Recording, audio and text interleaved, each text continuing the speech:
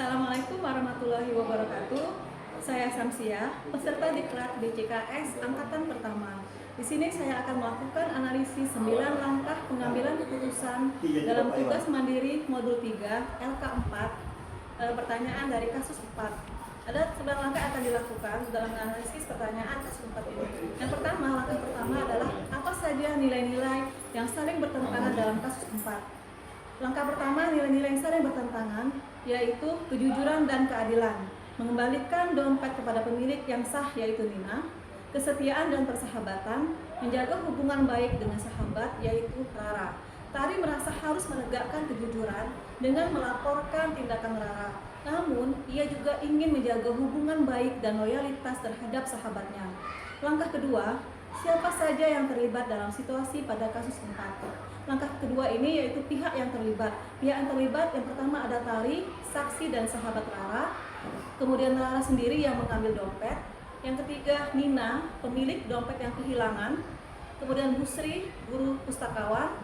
Kemudian komunitas sekolah yang terpengaruh oleh keputusan Tari. Selanjutnya adalah langkah ketiga, fakta-fakta apa saja yang relevan dengan situasi pada kasus 4. Langkah ketiga, fakta-fakta relevan yaitu Rara mengambil dompet dan menyimpannya di dalam tas. Kemudian dompet tersebut milik Nina yang diumumkan hilang. Tari melihat langsung kejadian itu, tidak ada orang lain yang mengetahui selain Tari. Langkah keempat, pengujian benar atau salah, yang mana yang bisa dilakukan.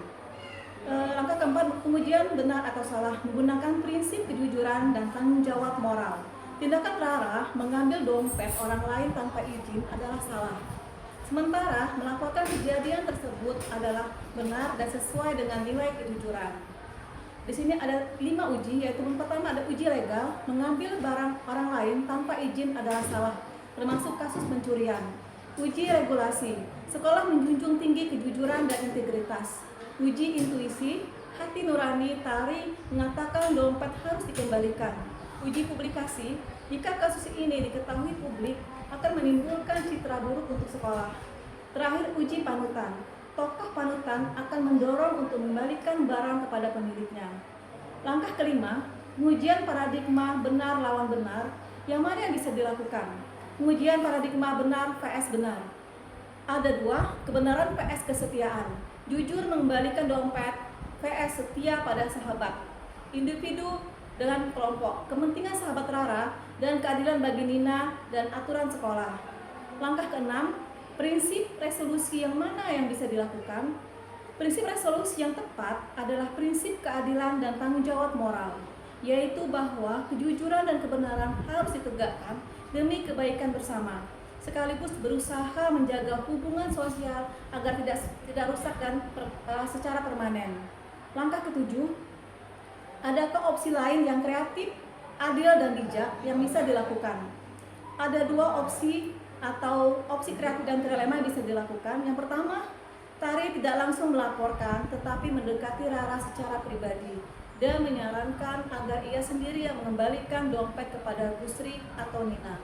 Yang kedua, jika Rara menolak, maka Tari wajib melaporkan kepada guru agar keadilan ditegakkan.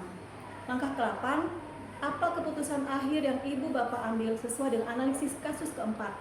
Keputusan akhir langkah ke-8, saya akan menasihati Rara secara pribadi agar mengembalikan dompet. Jika Rara tidak bersedia, saya akan melaporkan kepada Busri untuk memastikan barang kembali ke pemiliknya.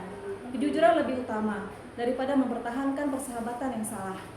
Langkah 9, pelajaran apa yang saya dapatkan dari pengambilan keputusan ini dan bagaimana pelajaran tersebut dapat memperbaiki pengambilan keputusan saya di kemudian hari. Pelajaran yang saya dapatkan adalah pentingnya menyeimbangkan antara nilai moral dan hubungan sosial dalam mengambil keputusan. Di masa depan, saya akan lebih mengutamakan pendekatan persuasif dan dialog terlebih dahulu sebelum mengambil tindakan yang bersifat konfrontatif. Menghadapi dilema moral, kejujuran dan keadilan harus menjadi dasar keputusan. Kesetiaan kepada sahabat tidak boleh mengorbankan nilai moral yang lebih tinggi. Keputusan etis mungkin bersiko pada hubungan pribadi, tetapi membangun integritas diri dan budaya sekolah. Menjadi kepala sekolah berarti siap menghadapi dilema yang tidak selalu punya jawaban yang mudah.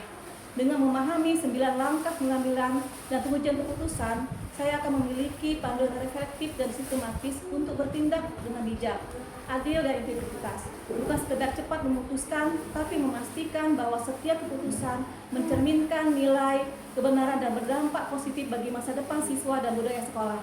Demikian jawaban saya. Assalamualaikum warahmatullahi wabarakatuh.